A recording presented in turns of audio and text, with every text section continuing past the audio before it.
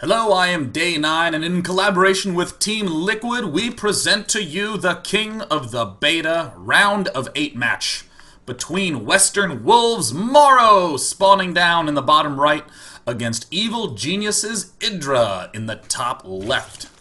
Now, these two players both have an interesting history in the beta. Idra spent a while not playing the beta at all, focusing on Wings of Liberty, as EG is a very active team in a number of very active leagues, and Idra, being one of the stronger players on EG, was needed to continue to play and participate. Down in the and Idra, after many weeks of doing pretty much no HOTS, especially at the start of the year, focused almost exclusively on it. MorroW, on the other hand, has pretty much been playing and streaming beta non-stop since it came out. In fact, the purveyor of mech in all its varying forms. MorroW is one of the people who has explored constantly different ways to go mech, involving Widow Mine, tank openings versus Protoss, long before the Hellbats were a thing, long after the Warhounds were not a thing.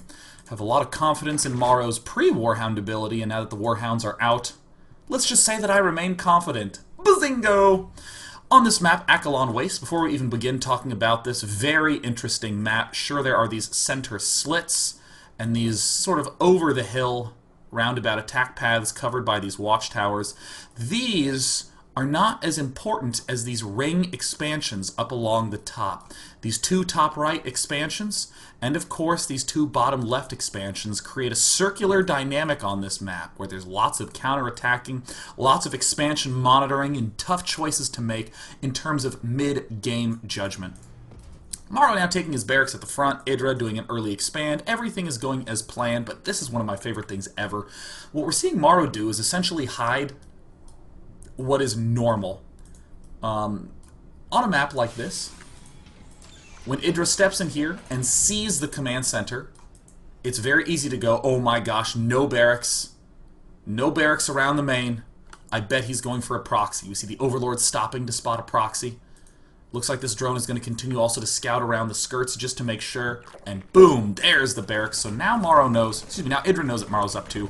Kind of a normal early expand, so thus far is a pretty reasonable scout job, or I should say scout deflection by MorroW, just saving himself a little bit of time in that circumstance. We also see that MorroW also checking up at a really important time. Notice that Idra's at 18 of 18 food. The real scary timing push that Startail Life has been utilizing involves a geyser at 17. Looks like Idra is not doing that, so that's a really comfortable spot for MorroW. You can pretty much say, alright, cool, I don't need to build too many Marines. This lift is appropriate.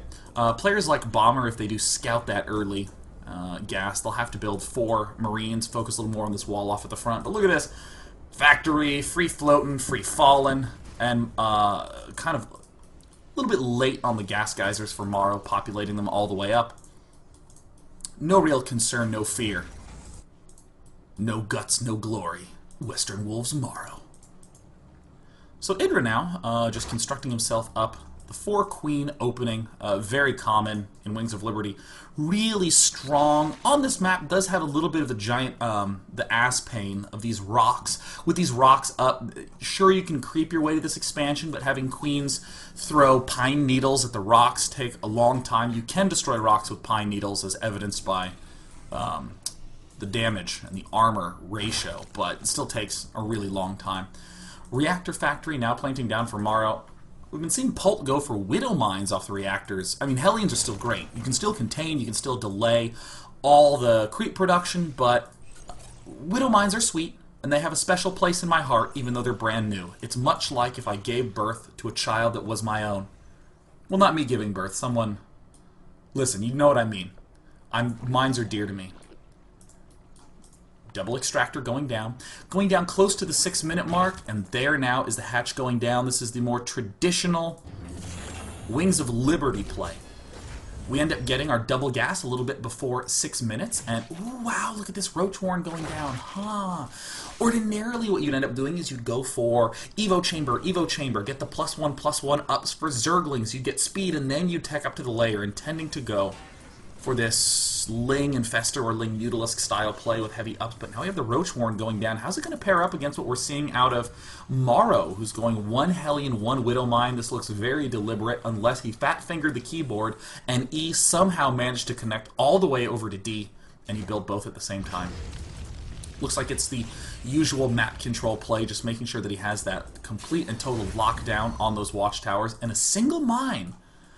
This is kind of a cool play. We see that these Roach timing attacks that Violet is a big fan of, has been messing with a lot of Terran players in the Wings of Liberty era, and now this mine is actually going to be able to pop up early enough to deflect that, or if not, be able to get in the Zerg's face. Look at this! The creep hasn't joined the two bases. Maybe a Widow Mine can plant down there, or maybe he'll end up clearing the space out with Hellion Banshee and stepping forward. Very traditional play out of MorroW, very sweet nonetheless. And now Idra starts to just pull back to something a little more normal. Looks like we do have the 4 queens in production, a 5th one en route. There's the Carapace, the 2nd evolution chamber, just sort of an emergency backup Roach Warren.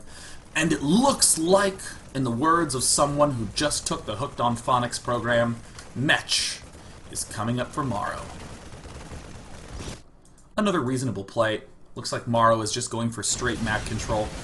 These rocks are such a pain in the ass. They take forever to kill off, and we see MorroW doing what would traditionally be described as a map control build.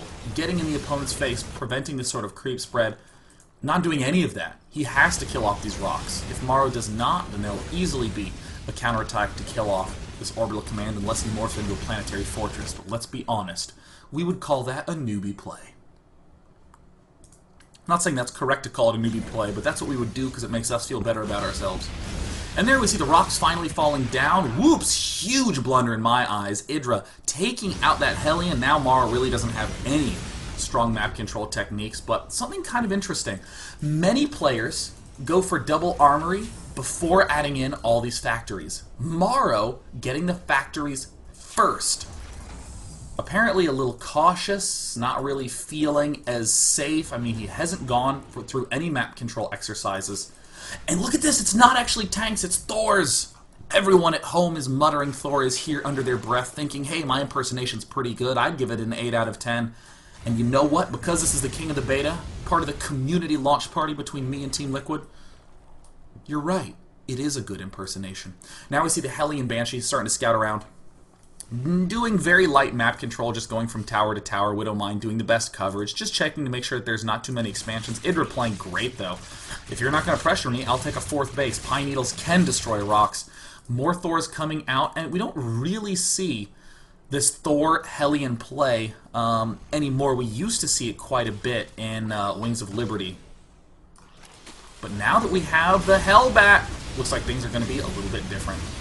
MorroW, traditionally a very turtly player, would surprise me to see him do a timing push with 1-1. It would certainly surprise Idra to see it. We also note that there's roaches coming out. How's that roach speed going? Hasn't gotten it. Whoa! 11-minute tech to hive. That is a very, very, very, very early hive tech. So it looks like we're going to be seeing out of Idra, given his upgrades. He is going for the range upgrade. Is that a Spire? Yes, it is.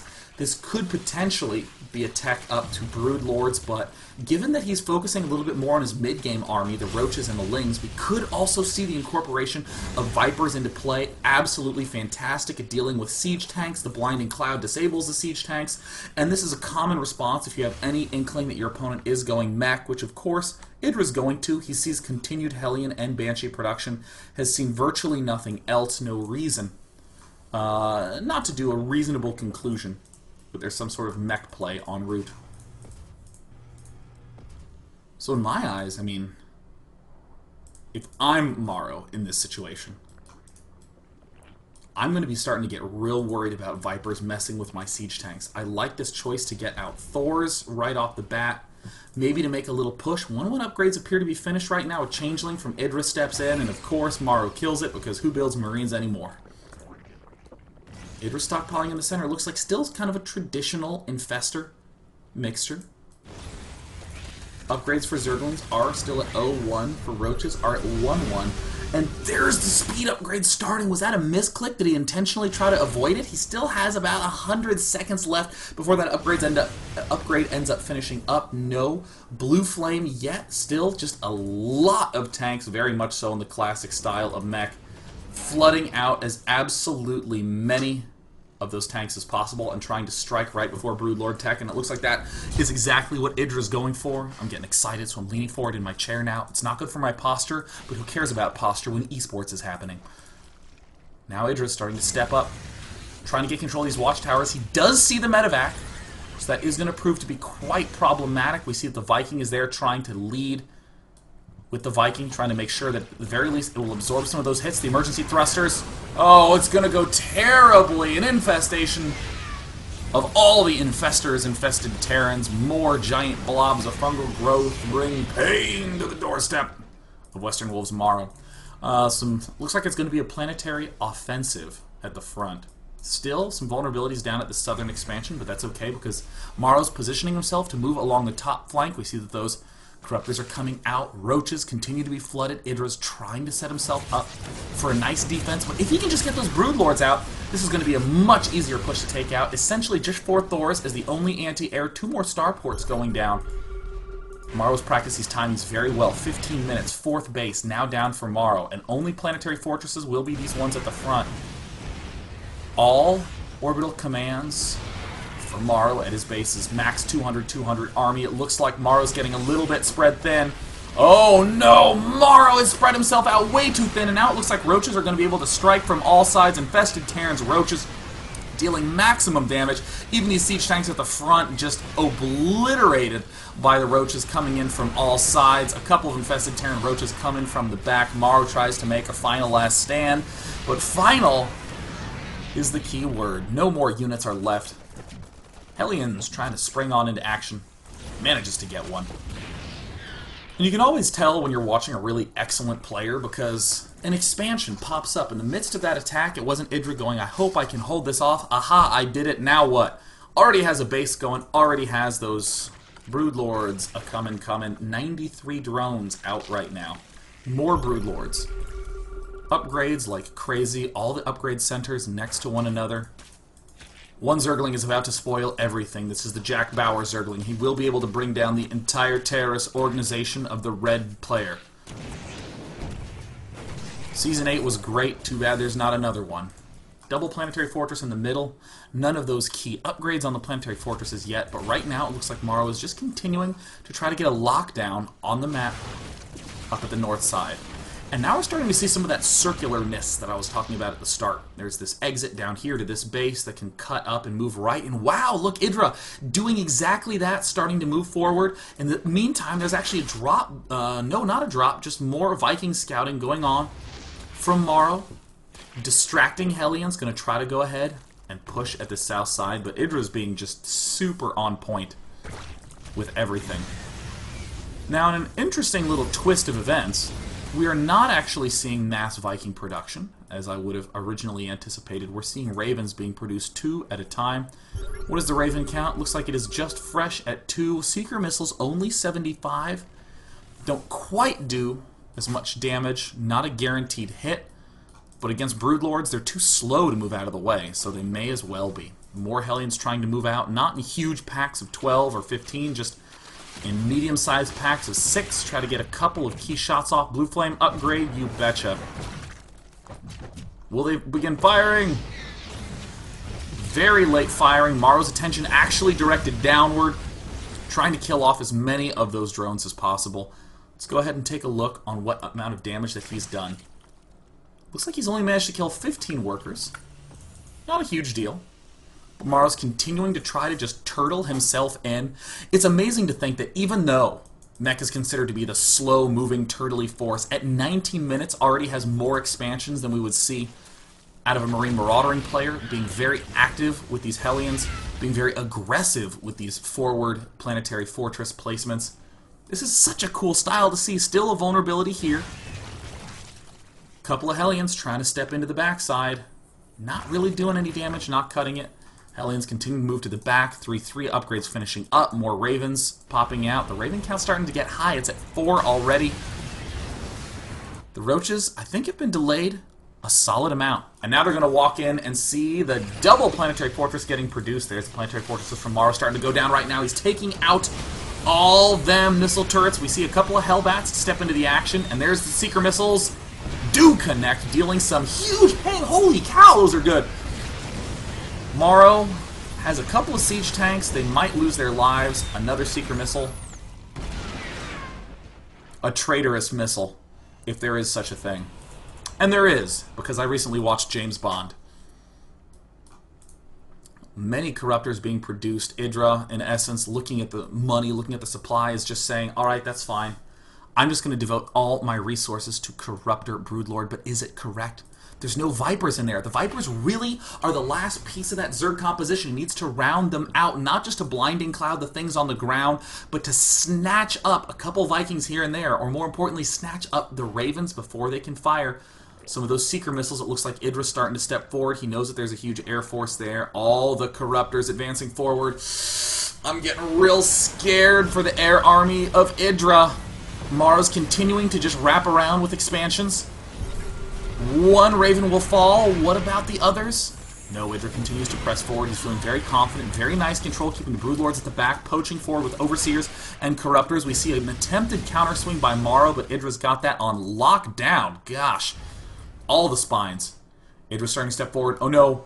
Oh no, he's leading with the Broodlords. He's leading with the Broodlords. This is so dangerous. At any moment, those Ravens could swing in from the top, from the right, from any angle, and just completely obliterate it. Idra now trying to spread out. Has 7.5k, 2.5k. And here is all the units of Idra. And look at this! Not even that many Seeker missiles. Just plenty. Oh, there's the Seeker missiles. Just plenty, plenty, plenty of point defense drones. Thor, Viking, all the units evaporate almost immediately. Ultralisk Cavern now en route for Idra. And there's the well from Idra. That's not a good game. That was a moral victory at least. Well, I guess that means I'm going to go to my scoreboard and add a point for Western Wolves' MorroW, as he has managed to essentially demonstrate that this composition is absolutely brutal against the late-game Zerg Hive tech. That means that MorroW now leads the series 1-0. Stay tuned for game number 2, where we'll see MorroW go up against Idra yet again. Idra needs to win 2 straight games to advance. MorroW needs only 1.